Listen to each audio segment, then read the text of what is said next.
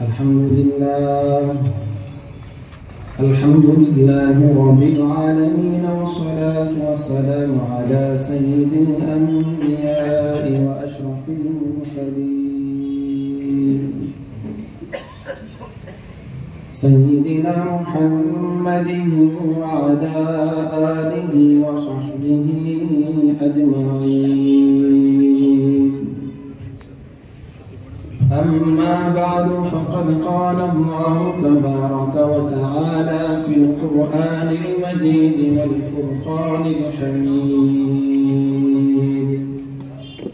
أعوذ بالله من الشيطان الرجيم، بسم الله الرحمن الرحيم: وإنك لعلى خلق عظيم. صدق الله مولانا العلي العظيم. وقال النبي صلى الله عليه وسلم: إنما بعثت لأتمم مكارم الأخلاق، وفي رواية صالح الأخلاق، أو كما قال صلى الله تبارك وتعالى عليه وعلى آله وصحبه وبارك وسلم تسليما كثيرا كثيرا كثيرا. رب اشرح لي صدري ويسر لي أمري واحلل عقدة من لساني يفقهوا قولي. محترم صدر اجلاس، اراکین انجمن اسلامیہ، معزز و مکرم شہریان کولار،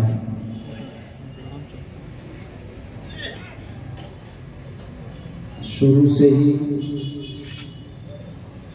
اس جلسے میں شریک ہو چکا تھا. ایسا لگ رہا ہے کہ دودھ لایا گیا، اس میں تھوڑا سا دہی ڈال کے اس کو دہی بنایا گیا، اور پانی ڈال کر اس کی چھانچ بنائی گئی، اور یہ ساری چیزیں ختم ہو گئی. اب صرف مکھن یعنی مسکہ آپ لوگ باقی رہ گئے. اب تھوڑی سی گرم ہوا دھواں آپ کو لگ جائے تو پھر یہ مکھن گھی کی شکل اختیار کر لے گا. بہرحال یہ عظیم مبارک رحمتوں والی ہستی کے تذکرے کے لیے میں اور آپ یہاں جمع ہوئے ہیں. حاضرین گرامی، یہ عنوان میرے لیے سب سے زیادہ مشکل ہے، اس لیے کہ اس عنوان کے کس گوشے کو میں آپ کے سامنے بیان کر سکوں. وہ کائنات کی عظیم ہستی، کیا میں آپ کی ولادت سے پہلے کے واقعات کو بیان کروں، یا کہ آپ جب آپ کی والدہ ماجدہ کے بطن مبارک میں آپ تشریف لائے اس وقت کے معجزات کا بیان کروں، یا آپ کی میلاد مبارک پر روشنی ڈالوں، یا کہ آپ کے بچپن کا تذکرہ کروں، حلیمہ کی گود بیان کروں، یا حلیمہ کی بیٹی کے ساتھ آپ جو بکریاں چرانے کے لیے جاتے تھے وہ داستان سناؤں، یا آپ کی جوانی کے وہ مبارک حسین لمحے بیان کروں جس میں رسول اکرم صلی اللہ علیہ وسلم نے نوجوانوں کو عظیم سبق پڑھایا، یا آپ کی وہ بیت اللہ کی تعمیر اور حجر اسود کو نصب کرنے کا واقعہ بیان کروں جس کے ذریعے سے آپ نے امن کا، شانتی کا، سلامتی کا سندیش دیا، یا کہ آپ کی نبوت اور رسالت کو بیان کروں، یا آپ کے معجزوں پر روشنی ڈالوں، آپ کی زندگی کے کس گوشے پر آپ کے سامنے اپنے خیالات کا اظہار کروں. یہ میرے لیے یہ عنوان سب سے زیادہ مشکل ہے، یہ وسیع عنوان بھی ہے، عمیق عنوان بھی ہے، عریض عنوان بھی ہے، دقیق عنوان بھی ہے اور لطیف عنوان بھی ہے۔ میرے بھائیوں، اللہ تبارک و تعالیٰ نے مجھے اور آپ کو جس امت میں، جس ہستی کی امت میں پیدا فرمایا، اس کی مدح سرائی تو خود خالق کائنات کرتا ہے۔ آپ کے چہرے کی قسم اٹھا کر وہ کہتا ہے وَالضُّحَىٰ، آپ کے مبارک گیسوں کی قسم کھاتا ہے وَاللَّيْلِ إِذَا سَجَىٰ، آپ کے چہرے کا ذکر کرتا ہے، آپ کے سینے کا ذکر کرتا ہے أَلَمْ نَشْرَحْ لَكَ صَدْرَكَ، اور آپ کے پیٹھ مبارک کا ذکر کرتا ہے الَّذِي أَنْقَضَ ظَهْرَكَ، سراپا آپ کا ذکر وہی قرآن ہے۔ جب کسی نے امی جان سے پوچھا امی جان بتائیں میرے نبی کے اخلاق کیسے تھے، تو آقا علیہ السلام کے بارے میں، آپ کے اخلاق، آپ کے کردار، آپ کی سیرت کے بارے میں امی جان ام المؤمنین سیدہ عائشہ صدیقہ رضی اللہ تعالی عنہ بیان کرنے لگی، پوچھنے لگی کیا تم نے قرآن نہیں پڑھا؟ کیا تم قرآن نہیں پڑھتے؟ وہی قرآن تو تمہارے میرے نبی کے اخلاق سے، پورا قرآن اللہ تبارک و تعالیٰ نے میرے نبی کے کردار اور سیرت اور آپ کی شان میں نازل فرمایا۔ آپ کی قرآن کی صورتیں آپ کے لیل و نہار کو بتاتی ہیں، قرآن کی آیتیں آپ کے بچپن جوانی اور آپ کے دنیا میں آنے جانے اور زندگی کے مقصد کو بیان کرتی ہیں۔ میرے بھائیوں، افسوس اس کا ہے کہ ہم نے قرآن نہیں پڑھا، ورنہ ہمارے نبی کے سچے عاشق اور غلام بن جاتے ہیں۔ حاضرین گرامی، میں ان تمام پہلوؤں سے پہلو تہی کرتے ہوئے آپ کی مبارک زندگی کا ایک اہم ترین پہلو، آپ کے اخلاق، آپ کے کردار پر تھوڑی سی روشنی ڈال کر اپنی جگہ لینا چاہوں گا۔ میں اور آپ جانتے ہیں مکے کے وہ دشمن، وہ لوگ جنہوں نے دشمنی کی انتہا کر دی، وہ بھی آپ کو امین کہہ کر پکارتے تھے، آپ کو سچا اور امانتدار کہہ کر بلاتے تھے۔ آپ کے اخلاق اور کردار سے ہر کوئی متاثر تھا، آپ کے کیریکٹر سے ہر کوئی متاثر تھا۔ رسول اکرم صلی اللہ علیہ وسلم نے ایک لشکر کو نجد کی طرف روانہ فرمایا۔ آتے ہوئے اس لشکر کے صحابہ نے ایک شخص کو پکڑ لیا جو بڑا ظالم تھا، سفاک تھا، ظلم کی انتہا کر دی تھی۔ اس نے صحابہ کو شہید کیا تھا اور اس نے یہ ارادہ کیا تھا نعوذ باللہ ثم نعوذ باللہ محمد عربی صلی اللہ علیہ وسلم کا بھی وہ قتل کرے گا۔ تو اتنا بدبخت انسان، بظاہر اتنا بدبخت انسان، صحابہ اس کو نہیں جانتے تھے، لیکن صحابہ اکرام نے اس انسان کو گرفتار کر لیا۔ مدینہ منورہ واپس ہوئے، مسجد نبوی کے ایک ستون سے باندھ دیا۔ اس وقت مسجد سے اس لیے قیدیوں کو ستونوں سے باندھا جاتا تھا کیونکہ وہ مسلمانوں کے معاملات کو دیکھے، مسلمانوں کے دین کو دیکھے، ان کی نمازوں کو دیکھے، ان کے سجدوں کو دیکھے، ان کی امانت داری کو دیکھے، ان کے بھائی چارے کو دیکھے، ان کی محبتوں کو دیکھے۔ لیکن افسوس آج کا مسلمان مسجد سے دور ہے۔ ابھی میں مغرب کی نماز پڑھ کر آپ کے پاس پہنچ رہا تھا، مسجد کے باہر یہ جلوس میں جانے والے نوجوانوں نے ڈھول تو بجایا، لیکن مسجد میں اندر آنے کا انہوں نے ارادہ نہیں کیا۔ یہ ہے ہمارے جلوس کی شان، یہ ہمارے جلسے کی عظمت، ہماری مسجدوں کا وقار ہم نے پامال کیا، ہم نے ان کی بے حرمتی کی۔ میں تو چپ چاپ آ گیا، اگر آپ ہوتے تو ان کو مار دیتے، آپ اس کو برداشت نہیں کر سکتے تھے۔ مسجد میں نماز با جماعت چل رہی تھی، باہر ڈھول بج رہے تھے، کوئی ایک اس میں اندر آنے کو تیار نہیں تھا۔ وہاں قیدیوں کو مسجد کی دیواروں سے ستونوں سے باندھ کر مسلمانوں کی ان کی عبادت، ان کے سجدے اور ان کے معاملات، ان کے اخلاق، ان کا بھائی چارہ، ایک دوسرے کی ہمدردی جو مسجد میں مسلمان آ کے کرتے تھے وہ دکھانا چاہتے تھے۔ اللہ کے نبی علیہ السلام تشریف لائے، آقا علیہ السلام نے دیکھا، پہچان گئے، ساتھیوں سے پوچھا، صحابہ سے پوچھا، جانتے ہو میرے صحابہ اور میرے ساتھیوں دوستوں، تم جانتے ہو کہ یہ شخص کون ہے؟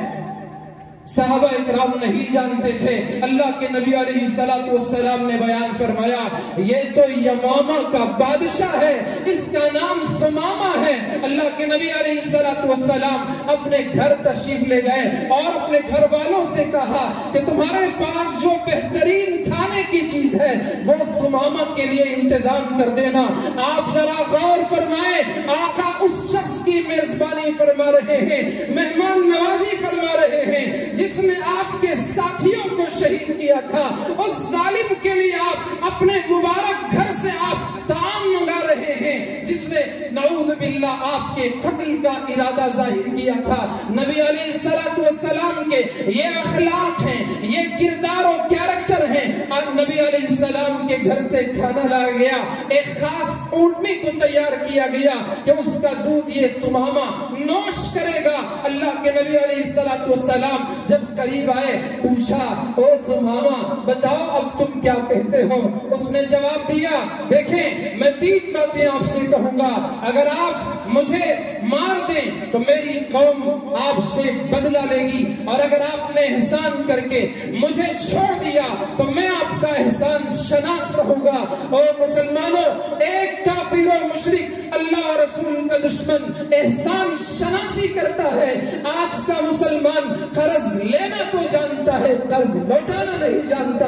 احسان کرنے والے کا احسان سے بدلہ نہیں دیتا، بلکہ احسان کرنے والے کو الٹا گالیاں دیتا ہے، برائی کرتا ہے، اس کے ساتھ ظالمانہ سلوک اور رویہ اختیار کرتا ہے۔ نبی علیہ السلام نے اس ظالم نے، اس وقت وہ ظالم تھا، وہ کہنے لگا اگر آپ نے مجھ پر احسان کر کے آزاد کر دیا، آپ کے احسان کو ہمیشہ یاد رکھوں گا۔ اور اگر تیسری بات اس نے رکھی، اگر آپ مال چاہتے ہیں جتنا آپ چاہیں آپ کے قدموں میں لا کر رکھ دوں گا۔ اور مال کے پیچھے بھاگنے والوں، مال کو سب کچھ سمجھنے والوں، روپیے پیسے کی قدر کرنے والوں، صرف روپیے پیسے والوں کے پیچھے بھاگنے والوں، اللہ کا نبی، ساری کائنات کا نبی، تمام جہانوں کا نبی، اسے کسی کے مال و دولت کی ضرورت نہیں تھی۔ آقا کو ضرورت تھی تو اپنے دشمن کے بھی کلمہ پڑھنے کی ضرورت تھی۔ آقا علیہ السلام کسی کے لیے تڑپتے تھے اور روتے تھے تو اس لیے تڑپتے اور روتے تھے کہ کہیں یہ جہنم میں نہ چلا جائے، یہ میرا امتی بھی جنت میں پہنچ جائے، جہنم سے بچ جائے۔ آپ کی راتوں کا رونا، بے چینی، تڑپ بھی اسی لیے تھی، اور دن کی بے چینی بھی صرف اسی لیے تھی کہ آقا علیہ السلام کا ہمیشہ یہ غم تھا، یہ دکھ تھا۔ اور آقا علیہ السلام جہنم کے گڑھے کے پاس کھڑے ہو کر گویا اپنی امت کو دور دھکا دے دے کر دور کر رہے ہیں کہ میرا کوئی امتی اس میں گرنے نہ پائے۔ رسول اکرم صلی اللہ علیہ وسلم نے اس کو ویسے ہی چھوڑ دیا۔ اگلے دن تشریف لائے اور پھر پوچھا، بتاؤ ثمامہ کیا حال ہے، اب کیا کہتے ہو؟ دوسرے دن بھی ثمامہ نے وہی جواب دیا جو پہلے دن جواب دیا تھا۔ آقا نے اس کو ویسے ہی چھوڑ دیا۔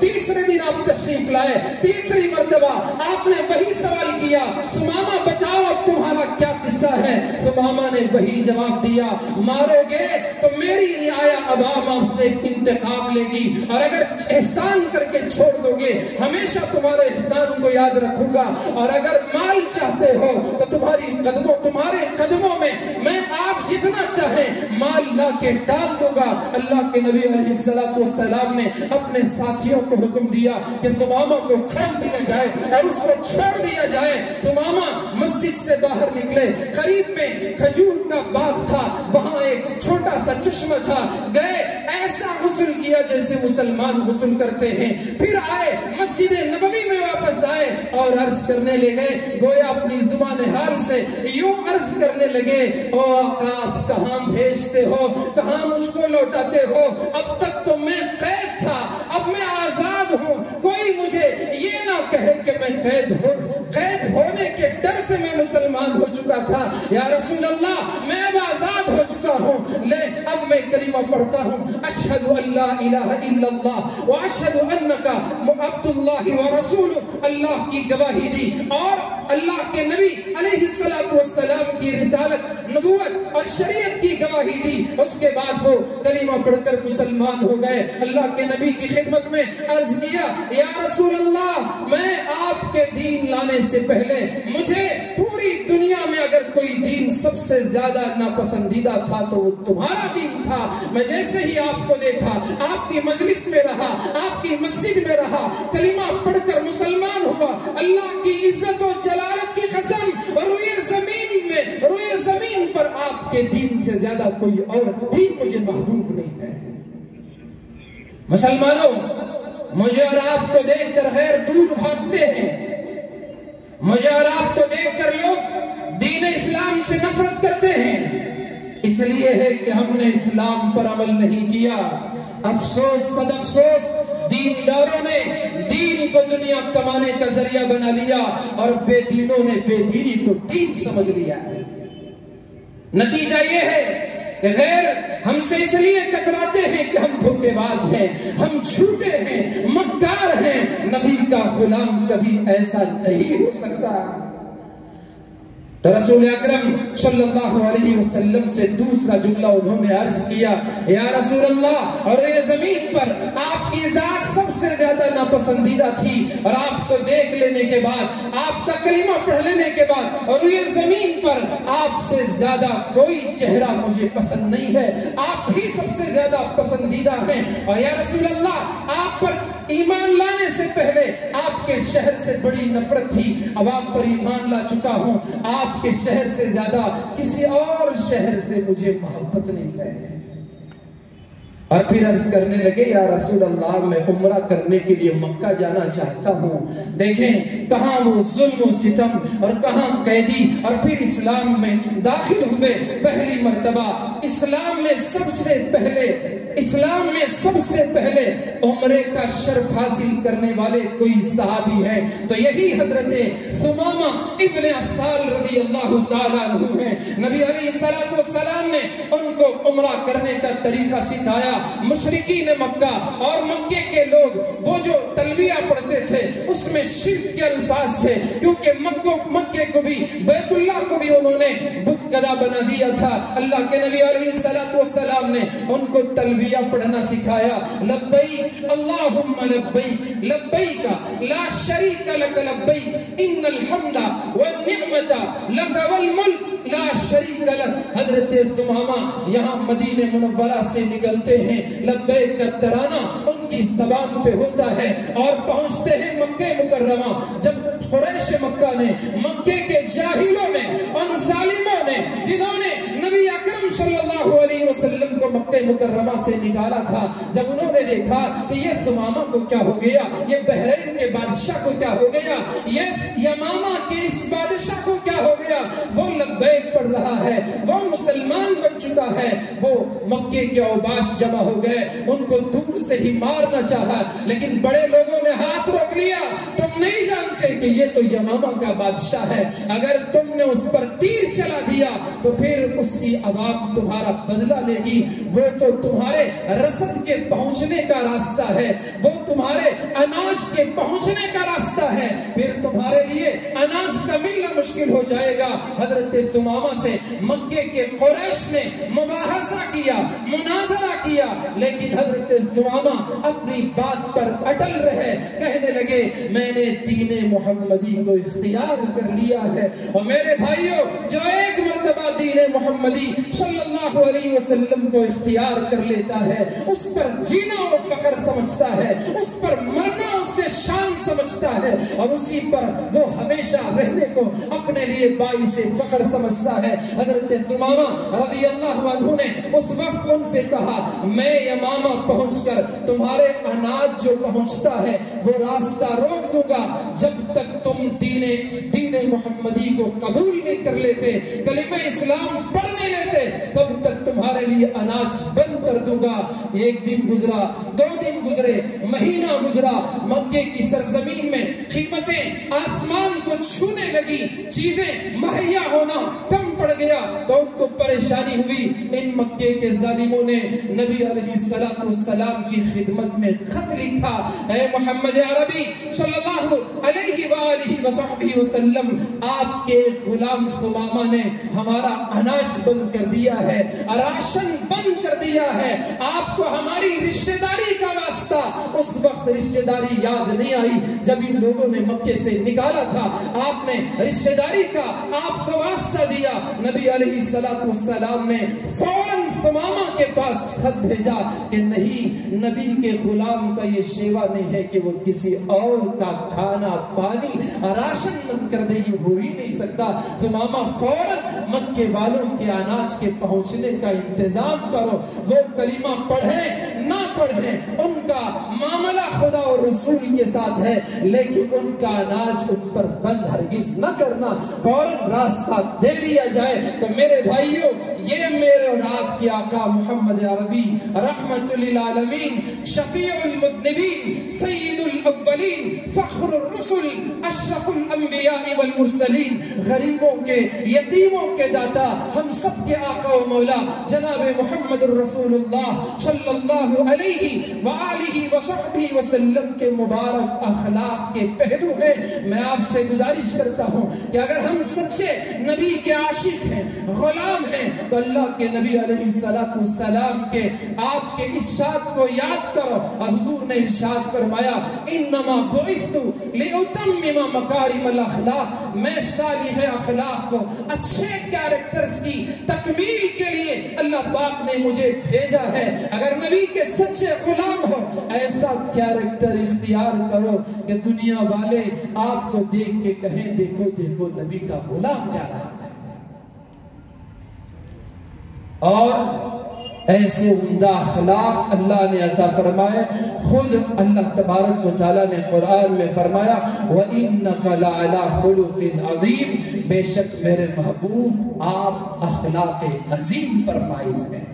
تو اس لیے آج کے اس جلسے سے یہ پیغام لے کر جائیں کہ میری زبان سے کسی کو تکلیف نہیں پہنچے گی، میرے چال ڈھال سے کسی کو تکلیف نہیں پہنچے گی، میرے لباس سے کسی کو ایذا نہیں پہنچے گی، میرے قلم سے کسی کو تکلیف نہیں پہنچے گی، میرے بیٹھنے اٹھنے سے کسی کو تکلیف نہیں پہنچے گی۔ میں سراپا رحمت للعالمین صلی اللہ علیہ وسلم کا امتی لوگوں کے لیے اس رحمت کا کچھ حصہ دیتا رہوں گا۔ ظلم و زیادتی اور غرور و تکبر و گھمنڈ میں اس سے دور رہوں گا۔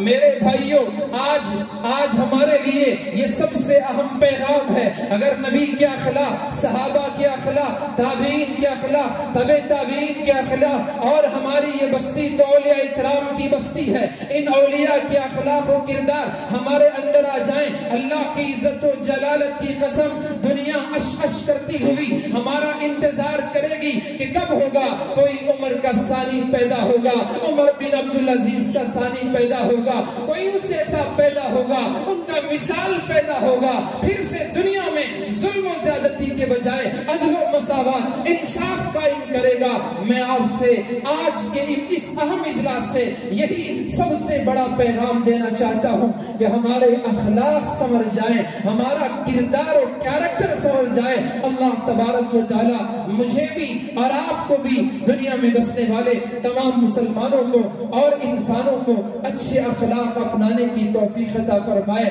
بہترین کیریکٹر اپنانے کی ہم سب کو توفیق عطا فرمائے۔ میں اس اس پر رونق محفل میں اس ناچیز کو یاد کرنے کے لیے میں صدر انجمن اسلامیہ اور اراکین کا اور آپ تمام احباب کا فردن فردن شکریہ ادا کرتا ہوں کہ آپ نے میری ان باتوں کو، آپ نے اس سما خراشی کو برداشت کر لیا۔ اللہ آپ تمام کو جزائے خیر عطا فرمائے۔ اگر بولنے میں مجھ سے کچھ کمی زیادتی ہو گئی وہ تو کائنات کی عظیم ہستی ہے، اللہ کی قسم ان کے بارے میں کوئی کیا بیان کرے۔ حضرت امام بخاری رحمت اللہ علیہ جب ایک حدیث بخاری شریف کی لکھنے کا ارادہ کرتے، غسل فرماتے، نئے کپڑے، اچھے کپڑے زیبتن فرماتے، خوشبو لگاتے، 2 رکعت نماز پڑھتے اور آقا علیہ السلام کا ایک ارشاد نقل فرماتے۔